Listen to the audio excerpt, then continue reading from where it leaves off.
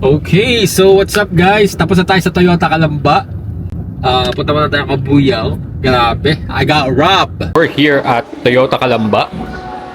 Yaris Cross Hybrid, Toyota Tamaraw, drop side, diesel, manual, and Corolla Cross na GRS. Tapos meron ditong race, tsaka Vios.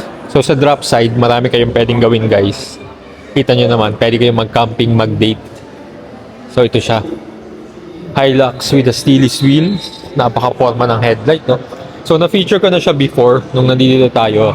Nung nagkaroon ng grand launching. And, of course, Yaris Hybrid Electric HEV-S. So, pero mas bet ko yung puti na kulay nito. Alright? So yun guys, meron tayong malupit na kakilala na agent ng Toyota, si Gigs. Yun no, what's up Gigs? Siya pinakamalupit guys. So agent Gigs dito sa Toyota Kalamba. Pag may mga inquiries kayo sa mga Toyota units, so follow him on his Facebook account. So yun guys, Kalamba is full house. So kung makikita nyo naman guys, napakaraming tao dito sa Kalamba. So all units, pwede nyo makuha dito guys. Visit Toyota Kalamba. Sa aking mga agents, nandito. Tapos ito, service area, parts area. So ito guys, from 1 to 11 counter. Ito yung service reception. And then we got some free drinks, coffee, iced tea. Kasi ito, service bay na open. So, Toyota Wigo natin. For 30k PMS. Change oil, fully synthetic, filter, papalitan. Siyempre oil filter. Spark plug, hindi pa. Linis sa mga brakes, adjust. Tapos maglilinis din tayo ng aircon. Pag 30,000 na kasi, kailangan maglinis ng aircon guys. So ayun, doon tayo makapamahal. Later on, makikita nyo guys. I'll show you around. Alright?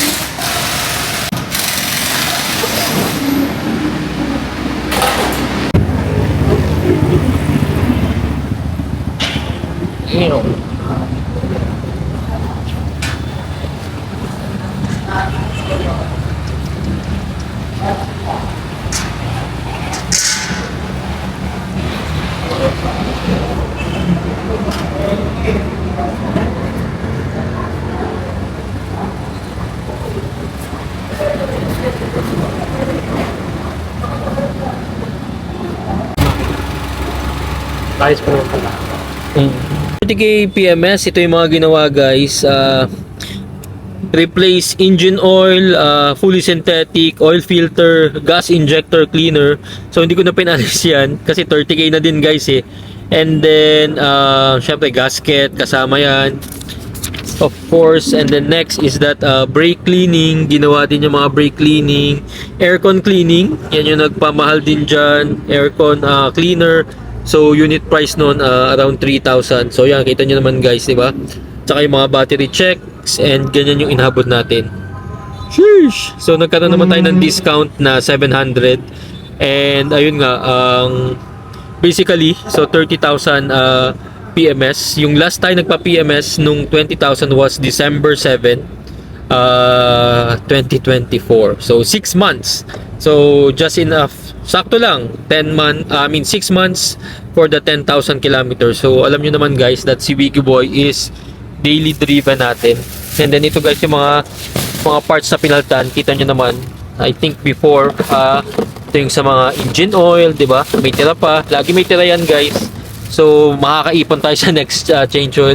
Window washer fluid, ito yung sa aircon cleaning, ito yung mahal guys. Alright, so meron kasi module dito na kinakabit. Yan yung binabala, filter, tapos ito injector cleaner, and then ayan, basically yun lang guys. So other than that, wala na naman ako pwedeng explain kay Wigo. Super tipid yan nito sa mga travel natin. Wala tayong problema dito. Saka maganda dito kay Toyota Kalamba, laging free yung car wash after. Pero syempre, maraming iba na nagko-complain na yung mga car wash daw sa kasa nakakagasgas. Pero so far sa case ko naman, hindi naman. Ang madumi talaga is engine. So hindi ako nagpa-engine wash. Everything here, wala akong issue. So ayun, check nyo na lang guys for your para kampante kayo after ng mga change oil, I mean ng PMS kung nagawa lahat. So ang mahalaga talaga is you have agent na trusted, service advisor, what I mean dito sa kasa na inyong yun, kung saan kayo malapit or kung saan kayo lagi nagpapagawa. So sa case ko, ever since Toyota Kalamba tayo, si Wiggy Boy, and then also kahit if kita nyo sa vlog ko si Belos. Alright? So yun guys. Once again, let's go. So, super bango guys ng loob ng car. Right, Alex? It smells good, right? So yun, swabe-swabe, huwi na tayo. So nag-walk-in tayo dito. After lunch, punta lang tayo dito. Walang booking. Nagkataon na walang mga nagpapaservice. So ayan, kaya saktong-sakto guys. Uwian na. And ayan, 20,000. No, hindi pala dito yan. Yun no. Actually, 29,236. So, for 30,000 PMS yung pinagawa natin. Okay? So, everything. So, lumakas yung automatic na feel ko bumango. Syempre, nalinis yung aircon. And lumakas yung blower. So, na-feel ko agad kahit na ano siya. 1 pa lang. Okay?